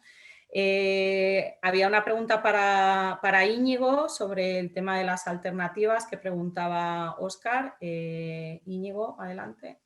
Sí, que no sé si le voy a ayudar mucho porque yo, o sea, soy ingeniero, pero vengo del decrecimiento y bueno, yo con la tecnología tampoco tengo mucha confianza. Me imagino que se refiere a tecnologías para cubrir la demanda de energía, o sea, específicamente de temas energéticos, pero vamos, que podríamos hablar de movilidad y de cualquier cosa. Y realmente, bueno, yo creo que lo que hace falta en cuanto a alternativas es un cambio de modelo. No, o sea, no creo que la solución venga de sustituir unas tecnologías por otras y ya está. O sea, si ahora sustituimos combustibles fósiles por hidrógeno, yo creo que no va a funcionar. Bueno, de hecho, bueno, y no es porque el hidrógeno tenga muchísimos problemas, sino porque yo creo que tendremos que reducir, bueno, lo que poníamos al final en la presentación, hay que reducir el consumo de energía. Bueno, pues tendremos que hacer otras cosas que sean menos productivas y demanden menos energía. Pues tendremos que, en vez de hacer una agricultura intensiva, tendremos que dedicarnos a una agricultura ecológica que consuma menos energía. Nos tendremos que dedicar a hacer casas que pierdan menos energía. Y realmente no creo que vayamos a encontrar una tecnología que nos solucione las cosas así. Se vienen hablando de un montón de tecnologías y, bueno, por ejemplo, de la fusión, y como dice un antiguo compañero mío, la fusión es la energía del futuro y siempre lo será, ¿no? O sea que tiene tantos problemas que nunca se va a concretar en nada. Entonces, no sé. Sí, añado que además de un necesario decrecimiento del consumo energético, de la necesidad energética, también pasa por ordenar los usos, ¿no? Y una mayor planificación de qué energía se utiliza para qué usos, ¿no? Que es también algo que está faltando y así lo estamos sufriendo y viendo con lo que está pasando en España con las renovables, ¿no? Que al final son otra vez las grandes empresas las que están marcando qué se utiliza y dónde. Paso al segundo bloque de preguntas. Tienen que ver, o sea, hay varias preguntas que tienen que ver con la transición justa y con temas de trabajo. Hay una para Íñigo, otra vez, que tiene que ver, bueno, la leo. ¿Qué posición tienen las trabajadoras y los sindicatos ante la propuesta del corredor vasco? ¿Se han hecho análisis de necesidades reales en las economías de mercado? O sea, en relación al proyecto del corredor vasco. Y hay una también sobre los fondos de transición justa, que quizás ahí, Josep, tú tienes más información, porque no, o sea, estamos diciendo que no solo tiene que ver, se está intentando sacar dinero de fondos de los Next Generation, sino que también se está metiendo en fondos como los de la transición justa de las zonas carboneras, ¿no? Los proyectos de hidrógeno. Y en muchos proyectos las propias empresas dicen asumir la mayor parte de la financiación de los proyectos. ¿Es esto real? O sea, ¿son las empresas las que están planteando cubrir esos proyectos o están contando con los fondos de transición justa? ¿Están las empresas dispuestas a invertir ese dineral o vuelven a buscar otra forma de protegerse? Y luego hay una pregunta de Margalida que tiene que ver con el proyecto de hidrógeno de la Lloseta en Mallorca, que la verdad no sé si alguien está familiarizado aquí, quizás en el chat es más fácil encontrar a alguien. Bueno, pregunta, en el caso del proyecto de hidrógeno de Lloseta en Mallorca, ¿está previsto inyectarlo en el gasoducto ya existente? ¿Qué os parece? O sea, es una pregunta bastante general, tiene que ver con el blending, ¿no? Lo que comentaba Frida, la mezcla de hidrógeno en gaseoductos que ya tenemos. Entonces, Íñigo, si quieres contestar las preguntas sobre los temas laborales, y Josep, la de transición justa, y blending, si quieres, Frida, o Belén, ¿me has hecho una señal? No, Frida, vale. Pues Íñigo, adelante. Sí, bueno, que más o menos ya he respondido, pero bueno, el viernes pasado bueno, tenemos un grupillo dentro del sindicato que trabajamos un poquillo el tema de transición energética, y hay una persona que trabaja en Petronor. Bueno, nuestro sindicato es pequeñito, pero bueno, principalmente trabajamos, o sea, dentro del ideario metimos el decrecimiento, que es una cosa un poco extraña dentro de los sindicatos, pero para que veáis luego, es un sindicato pequeño con mucha militancia, y nuestros afiliados y nuestras afiliadas, bueno, pues ya saben lo que hay, están completamente concienciadas y concienciados de que hay que decrecer, pero trabajan en Petronor. O sea, el viernes pasado, hablando en concreto con Javi de Petronor, pues nos decía que, claro, que es difícil, ¿no? Que pues ya saben en qué va a terminar Petronor al final. Y van viendo, durante la COVID hubo una bajada bastante importante de la producción. Ahora no se ha recuperado completamente la producción, tienen un 20% menos de lo normal. Y bueno, seguramente esto cada vez irá a menos. Hombre, evidentemente se seguirá consumiendo gasolina durante bastante tiempo, pero el negocio no va a ir a más.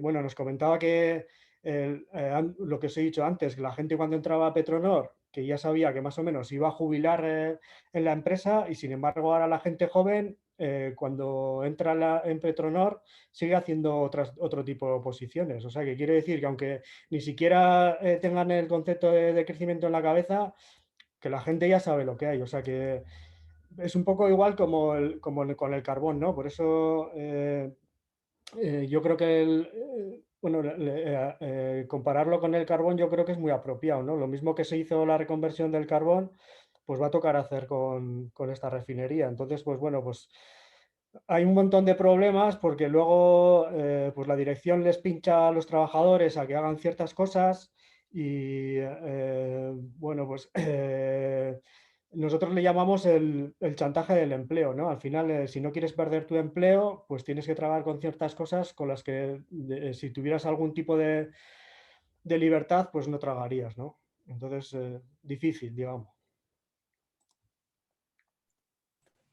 Vale, yo respondiendo a la del Fondo de Transición Justa, yo no he trabajado mucho sobre este fondo, o sea, he trabajado más sobre los del Banco Europeo de Inversiones, ¿no? En Next Generation EU también, pero sí que sí lo que vimos, ¿no? Que en la red que estamos analizando todo el tema del desarrollo del gas, pues sí que hemos visto que el Fondo de Transición Justa en principio, ¿no? Se quiere destinar sobre todo en países que dependen más del carbón, como es el caso de Polonia, ¿no? O como la República Checa, y que en principio de momento lo que se está planteando es de pasar de carbón a gas, o sea, tampoco nos está planteando hidrógeno, pero igualmente yo creo que también hay un vínculo, ¿no? Con el tema de lo que estaban comentando Belén en su presentación, de que realmente el lobby que está detrás de la promoción del hidrógeno es el gas, o sea que también hay que ver todo este tema de los fondos que en verdad acaban beneficiando a las mismas empresas, plantees gas natural en gas fósil o plantees hidrógeno. Entonces, aquí yo creo que es la parte, y sobre si las empresas van a asumir una parte importante del coste, aquí yo no tengo ninguna información al respecto. ¿Puedo ir yo sobre el blending? Pues la pregunta habla de 5 a 30% de hidrógeno mezclado con el gas fósil. Es importante ya saber que eso no va a reemplazar 5 a 30% del gas fósil, lo que ganamos, porque tiene, ¿cómo se llama? Tiene un natural diferente el hidrógeno, no quiere decir que ahora consumimos 5 a 30% del gas fósil menos. Eso es el primer problema. Luego, es verdad que hay un riesgo bastante grande para aumentar la pobreza energética, porque es ineficaz, cuesta mucho, y además si mezclamos más del hidrógeno con el gas fósil, hay que adaptar y cambiar las aplicaciones para utilizar esta mezcla, y eso cuesta. Y todo eso hay que añadir al precio de todo eso. Y también para añadir un poco como escribiendo el reporte que hemos escrito, hemos visto que es bastante ridículo el tema del hidrógeno. Es, por ejemplo, que Gazprom, que exporta montones de gas natural a Alemania, por ejemplo, vía Nord Stream, está proponiendo de mandar exactamente el mismo gas natural, pero diciendo que Alemania puede convertirlo en hidrógeno, o que Alemania y Australia hacen planes para importación del hidrógeno desde Australia hacia Alemania. Y todo eso muestra que es exactamente el sistema loco y ineficaz que tenemos ahora, que el boom del hidrógeno intenta utilizar o prolongar su vida. Y justo para otra pregunta que he visto sobre los casos en que tengan justificación de las plantas de hidrógeno, es algo que hemos visto en el imagen que ha mostrado Sagrario y David, que justo para reemplazar el uso de hidrógeno que hay ya, sería bastante importante de bajar las emisiones del hidrógeno que tenemos ya. Y luego hay algunos usos nichos que habrá para el hidrógeno, pero por ejemplo, antes se hablaba muchísimo que hay procesos industriales de muy alto calor, que solo se pueden, para esto solo se puede utilizar el hidrógeno, pero ya se ve que hay formas de electricidad directa que se puede utilizar para hacer este calor. Entonces, creo que el hidrógeno, la idea del hidrógeno también no puede ser un excuso para no encontrar otras soluciones que hacen menos daño. Muchas gracias, Frida. Pues vamos a ir con el último bloque de preguntas. En relación al proyecto de Mallorca, pregunta JS, bueno, lo leo. El presupuesto del proyecto de Mallorca es de 50 millones, 10 de los cuales son subvencionados por fondos europeos destinados a I+D. Y 40 millones por las empresas privadas en Agas y Acciona. Y desde el Gobierno de Balear nos están diciendo que al ser un proyecto de innovación e investigación, si no se utilizan los 10.000 millones para hidrógeno, o sea, para la parte del hidrógeno, se perderían. ¿Sabéis si esto es así? Yo creo que Josep puede contestar a esto fácilmente. Hay otro tema que tiene que ver con la capacidad de un parque fotovoltaico. Creo que son preguntas bastante técnicas que tampoco era la idea en esta sesión centrarnos mucho en aspectos muy técnicos del hidrógeno, pero bueno, la lanzo porque me han pedido reiteradamente que os la pregunte. Si sabemos qué potencia debería tener un parque fotovoltaico para poder generar la electricidad necesaria para la producción de hidrógeno verde. Entiendo que depende del parque en concreto. Este es el caso de Mallorca. Pues esto lo abro si alguien quiere y puede contestar. Y luego hay otra pregunta que tiene que ver con el heating, o sea, con la calefacción. Pregunta Íñigo Ansola si la idea de llevar el hidrógeno hasta nuestras viviendas supondría un coste mayor de la factura energética y mayor también en el mantenimiento de calderas, pilas de combustibles, etcétera. Que si no sería más sencillo generar electricidad y transportarla a las viviendas directamente. O sea, esto puedo decir yo que, claro, es que ese es el tema que tiene el hidrógeno, o sea, que es que ya necesitas energía, o sea, la energía renovable para generar el hidrógeno, con lo cual es mucho más sencillo. Hay un gráfico por ahí que lo puedo pasar, bueno, que lo tenía ahí preparado, o sea, es muchísimo más barato directamente electrificar las calefacciones, ¿no? Pero bueno, tampoco soy una experta en el tema, ahora puedo pasar algún link de algún informe que hay al respecto. Y hay una última pregunta que tiene que ver con las centrales de ciclo combinado. Se está hablando de que hay cierta analogía entre todo el boom del hidrógeno con lo que pasó también con las centrales de ciclo combinado y lo que supuso para el movimiento ecologista de tener que estar haciendo seguimiento de muchísimos proyectos que muchos de ellos se quedaron en un bluff. Y pregunta Iñaki que si para no dar palos de ciego, ¿cuáles serían a nuestro criterio las líneas de acción y de rechazo prioritarias para el tema de las centrales, o sea, de la producción del hidrógeno en paralelo con las centrales de ciclo combinado? No sé si Íñigo puedes contestar tú a esta. Entonces, doy pie a Josep, para el tema de lo de Mallorca. Sí, o sea, sobre el tema de la financiación, o sea, hay que tener en cuenta que, o sea, entiendo que es un proyecto que está incluyendo el gobierno balear, ¿no? Para el fondo Next Generation EU y presentarlo al gobierno central.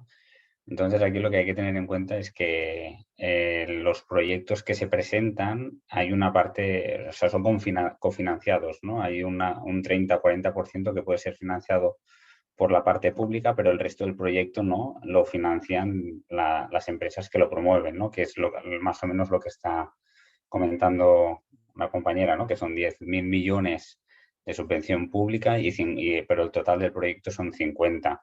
Entonces, que si estos 10.000 millones no se destinan al proyecto se pierde. Yo o sea, no creo. Vale, con el Horizonte Europa, veo que comenta Aitor. Entonces, claro, yo aquí no sabría decirte exactamente porque sobre este mecanismo no tengo mucho detalle. Pero entonces no sé cuáles son los criterios de si realmente, si no se utilizan para ello, si puede caer o no. Entonces aquí lo siento, pero no puedo dar más información. Vale, sobre el tema del parque fotovoltaico, de la capacidad que haría falta, ¿alguien puede responder? Íñigo, habíamos dicho, ¿tú sabes? De capacidades fotovoltaicas y eso, no. Puedo contestar a las otras dos, a la del blending y a la del ciclo combinado. Venga, dale.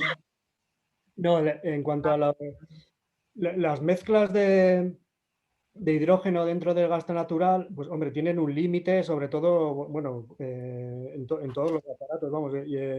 Yo estuve trabajando en el departamento de combustión, bueno, lo que sería del grupo Mondragón, y allí, bueno, se hacían pruebas con hidrógeno y gas natural. Y bueno, el otro día, también por lo que estábamos trabajando con Gure Energía, les pregunté a mis antiguos compañeros sobre el tema de hasta cuánto se podría mezclar el hidrógeno para que las calderas y otro tipo de aparatos no tuvieran problemas. Porque, claro, bueno, son problemas de... el hidrógeno tiene una combustión muchísimo más rápida, entonces, bueno, se producen escapes de llama, bueno, al final, si superas el 10%, tienes que cambiar el equipo. ¿vale? Hasta el 10% más o menos, por lo que me dijeron, se podría mantener el equipo tal y como está, pero a partir de entonces ya necesitas, es simplemente cambiarle una piecilla al equipo, que tampoco es un mayor problema, pero claro, ya no puedes utilizar el mismo gas natural que antes y tampoco podría ser un gas natural que va variando de composición. Claro, si se quiere inyectar el hidrógeno cada vez que hay un exceso de renovables y va cambiando la composición del gas natural, pues luego en los aparatos no puedes ir cambiando, o sea, no puedes hacer lo que te dé la gana con la red de gas natural. Y es una cosa muy parecida a lo que pasaría con el ciclo combinado. O sea, de primeras que no tiene mucho sentido, bueno, ya hemos dicho que el rendimiento del hidrógeno, producir el hidrógeno es malísimo. O sea, te vas a perder en el camino el 70% de la energía. Entonces, ¿lo vas a utilizar luego en una planta de ciclo combinado? Que supone otra vez, de ahí vas a recuperar otra vez el 50%, entonces del 30% que te había quedado vas a aprovechar el 50%, te vas a quedar solo con el 15% de la electricidad que habías producido originariamente. Yo creo que tenemos sistemas de almacenaje mucho mejores, lo que pasa, o sea, yo soy de la opinión de que las plantas de bombeo, o sea, con la buenísima eficiencia que tienen, tendrían que ser nacionalizadas, pero claro, es un cambio de modelo, o sea, tendría que haber otro tipo de gestión de la energía. O sea, el hacer este tipo de cosas de no vamos a desaprovechar una energía, vamos a hacer hidrógeno y luego lo volvemos a recuperar en otro sistema, bueno, y en el camino te pierdes el 85% de la energía, no tiene ni pies ni cabeza, vamos, es que no... Vale, pues si queréis lo vamos a dejar aquí para estar en hora. Me estaba acordando ahora, hablando de lo de la demanda, que ayer leía que, ¿no?, de cómo se está incrementando también, presionando para que suba la demanda, que ayer leía que el pebetero y la antorcha olímpica de los Juegos Olímpicos de Tokio se iban a encender con hidrógeno. Digo, mira, ya lo último. Pues nada, muchísimas gracias a todas las que habéis participado como ponentes y a las que habéis estado ahí. Siento otra vez, pido disculpas por no haber podido hacer el webinar de una manera más interactiva y que haya sido todo a través del chat. Creo que es un tema que, bueno, que esto es un comienzo, ¿no? O sea, que lo vamos a tener durante un tiempo y le vamos a tener que hacer seguimiento. Os mandaremos el link a la grabación y también un cuestionario por si, un apartado para que podáis hacer comentarios y decirnos qué os ha parecido y qué cosas se podrían mejorar. Y nada más, muchísimas gracias otra vez y gracias sobre todo a las ponentes. Y nada, que tengáis buena tarde. Un abrazo a todas.